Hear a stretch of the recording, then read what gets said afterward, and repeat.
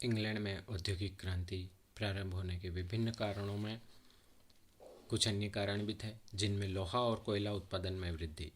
औद्योगिक क्रांति को संभव बनाने के लिए आवश्यक था कि लोहा और कोयला प्रचुर मात्रा में उपलब्ध हो।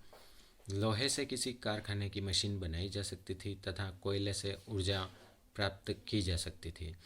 ब्रिटेन में लोहे एवं कोयले के प्रचुर भंडार थे। ब्रिटेन के खानों में लोहे की कोई कमी नहीं थी, लेकिन इसके उपयोग में लाने से पहले इसे गलाना आवश्यक था। इस क्षेत्र में डार्बी ने पहल की और उसने लकड़ी के कोयले के स्थान पर पत्थर के कोयले से लोहा गलाने के तरीके को अपनाया। वैज्ञानिक एवं तकनीकी विकास। औद्योगिक क्रांति का सर्वाधिक महत्वपूर्ण या प्रमुख क्षेत्र वस्त्र उद्योग था। इस क्षेत्र में 18वीं सदी में विभिन्न आविष्कार हुए, जिसके कारण उत्पादन क्षेत्र में तीव्रता आई। जेम्स हरग्रीव्स द्वारा निर्मित स्पिनिंग जेनी 1764 ईस्वी के माध्यम से बहुत अधिक मात्रा में एक साथ सूत कातना संभव हुआ। यह 80 आदमियों के बराबर सूत कात सकती थी। 1792 ईस्वी में रिचर्ड आर्कराइट ने स्पिनिंग जेनी में सुधार करके जल शक्ति से चलने वाला वाटर फ्रेम नामक सूत काटने का यंत्र बनाया। 1733 ईस्वी में जॉन के ने फ्लाइट शटल का आविष्कार किया तथा इस दिशा में महत्वपूर्ण कार्य किया। अब वस्त्र लूम को चलाने के लिए एक आदमी की आवश्यकता रह गई थी। 1769 ईस्वी में सैमुअल क्रॉम्पटन ने स्पिनिंग जेनी और वाटर फ्रेम दोनों को मिलाकर एक मशीन बनाई, जिसे म्यूल कहा गया। 1785 ईस्वी में एडमंड कार्टराइट ने शक्ति चालित करघे का आविष्कार किया। पूंजी की उपलब्धता। उद्योगों की स्थापना हेतु बड़ी मात्रा में पूंजी की उपलब्धता भी एक आवश्यक शर्त होती है। ब्रिटेन के पूंजीपति दास व्यापार, अफीम व्यापार एवं उपनिवेशों के लूटे गए धन से बहुत समृद्ध हो रहे थे। इस प्रकार ब्रिटेन में गत्यात्मक एवं कार्यात्मक पूंजी की पर्याप्त उपलब्धता थी।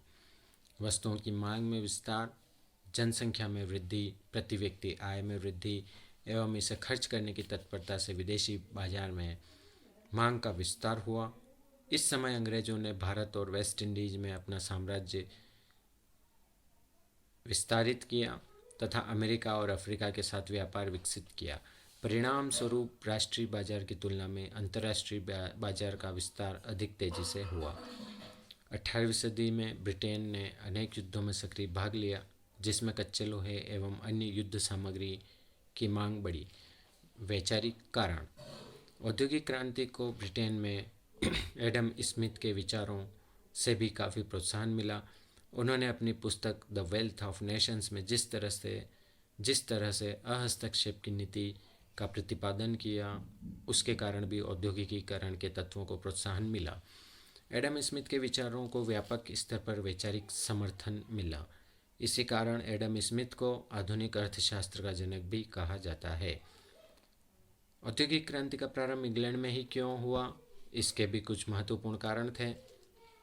औद्योगिक क्रांति सर्वप्रथम इंग्लैंड में ही क्यों हुई, यह प्रश्न इसलिए उठता है क्योंकि औद्योगिक क्रांति के समय यूरोप के अन्य देशों में भी पूंजी एवं मानव संसाधन पर्याप्त मात्रा में उपलब्ध थे।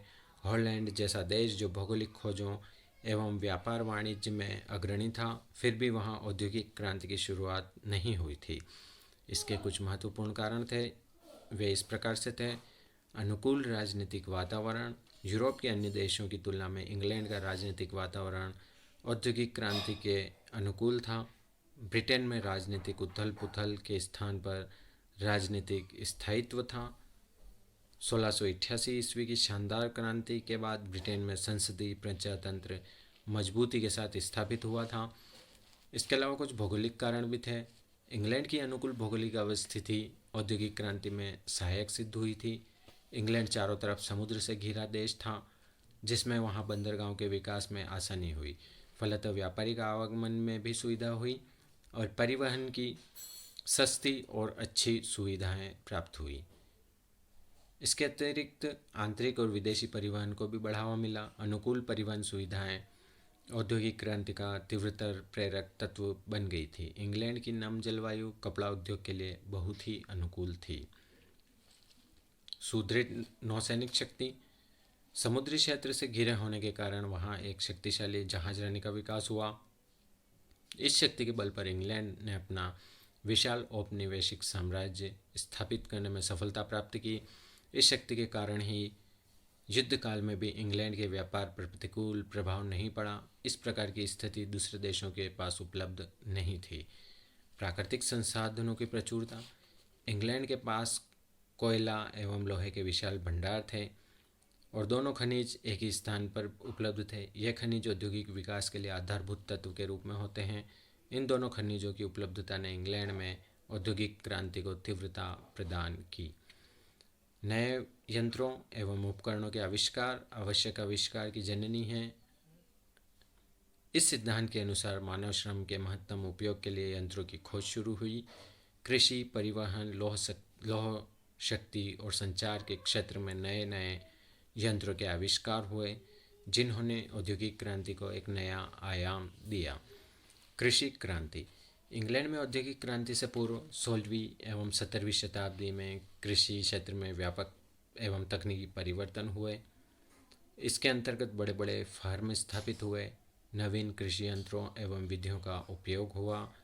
परिणामतः कृषि से भूस्वामियों को अत्यधिक लाभ मिला और अधिशेष पूंजी का संचय हुआ, जिसका निवेश औद्योगिक क्षेत्र में किया जाने लगा।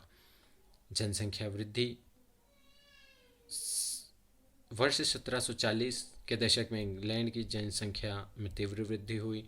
इस वृद्धि से वस्तुओं की मांग और कीमतें बढ़ी, जिसमें ब्रिटिश उत्पादकों को उत्पादन बढ़ाने एवं अन्य प्रकार के सुधार करने की प्रेरणा मिली। यह जनसंख्या यूरोप के अन्य क्षेत्रों में भी बढ़ी, किंतु इसके कारण इंग्लैंड में ही औद्योगिकरण को प्रोत्साहन मिला। इंग्लैंड का औपनिवेशिक विस्तार। इंग्लैंड का एक बहुत बड़ा औपनिवेशिक साम्राज्य था। विस्तृत औपनिवेशिक साम्राज्य के कारण इंग्लैंड को कच्चे माल के लिए सुरक्षित एवं अबाधित स्रोत प्राप्त होते रहे। पूंजी की उपलब्धता। औद्योगिक विकास के लिए पर्याप्त पूंजी की उपलब्धता आवश्यक होती है। व्यापारिक क्रांति का अधिकतम लाभ लेने वालों में इंग्लैंड अग्रणी रहा। भारत, अमेरिका जैसे उपनिवेशों के माध्यम से इंग्लैंड में अत्यधिक धन का संचय हुआ था। व्यापारिक बैंकों ने भी इंग्लैंड में उद्योगों के लिए पूंजी उपलब्ध करवाने में महत्वपूर्ण भूमिका निभाई। वैज्ञानिक प्रगति एवं नए आविष्कार। ब्रिटेन में वैज्ञानिक वातावरण अन्य देशों की से अधिक उपयुक्त था। भिन्न भिन्न देशों से उत्पन्न हुए वैज्ञानिक विचारों का सर्वप्रथम प्रयोग इंग्लैंड ने ही किया। फलतः इंग्लैंड औद्योगिक क्रांति का नेता बन गया था। वस्त्र उद्योग। 1733 में जॉन के नामक एक अंग्रेज ने फ्लाइंग शटल नामक कपड़ा बुनने की मशीन आविष्कार की, जिसने वस्त्र उद्योग में क्रांति ला दी। इस यंत्र के कारण कपड़ा बुनने का कार्य तेजी से होने लगा। इस मशीन के आविष्कार ने सूत की मांग में वृद्धि की। इस आवश्यकता की पूर्ति के लिए वर्ष 1764 में जेम्स हरग्रीव्स ने स्पिनिंग जेनी नामक ऐसे चरखे का आविष्कार किया। 1769 ईस्वी में रिचर्ड आर्कराइट ने स्पिनिंग जेनी में सुधार करके जल शक्ति से चलने वाले वाटर फ्रेम नामक सूत काटने के यंत्र का विकास किया। इतिहासकार फिशर के अनुसार आर्कराइट के आविष्कार ने महान सूती वस्त्र उद्योग की नींव डाली और कारखाना पद्धति को जन्म दिया। 1785 में एडमंड कार्टराइट ने एक ऐसे करघे का आविष्कार किया जिससे जल शक्ति और वाष्प शक्ति दोनों से ही चलाया जा सकता था। अमेरिकी शिक्षक एली व्हिटनी ने 1793 ईस्वी में कपास ओटने की नई मशीन बनाई। इसे कॉटन जिन नाम दिया गया। इस मशीन द्वारा कपास से बिनौला इतनी जल्दी अलग किया जा सकता था जितना एक दिन में 50 मजदूर कर सकते थे। वर्ष 1825 में रिचर्ड रॉबर्ट्स द्वारा बनाई गई स्वचालित मशीन से वस्त्र उद्योग में क्रांतिकारी परिवर्तन आया। लोहा एवं कोयला उद्योग। मशीन एवं लोहा एवं इस्पात की भूमिका बहुत महत्वपूर्ण होती है। इस नए क्षेत्र के आविष्कारों और तकनीकी विकास ने औद्योगिक क्रांति को तीव्र कर दिया था। स्टील के उत्पादन हेतु बेलन, रोलिंग मशीन का आविष्कार हुआ। लोहा बनाने के लिए पत्थर के कोयले का उत्पादन बढ़ाना आवश्यक था।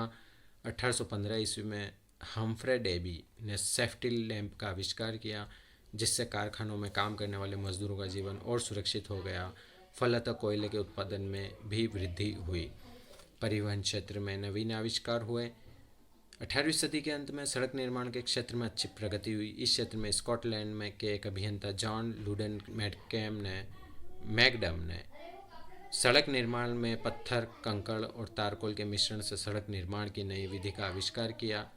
1869 में एक फ्रांसीसी अभियंता फर्डिनेंड लेसेस ने स्वेज नहर का निर्माण पूरा कराया, जिससे भूमध्य सागर को लाल सागर जिससे जोड़ा गया। इस नहर के बन जाने से यूरोप और भारत के मध्य की दूरी 1/3 से भी कम हो गई थी। वर्ष 1807 ईस्वी में अमेरिकी इंजीनियर रॉबर्ट फुल्टन ने एक वाष्प चालित नौका का आविष्कार किया, जिससे जल परिवहन के क्षेत्र में क्रांति लाती थी।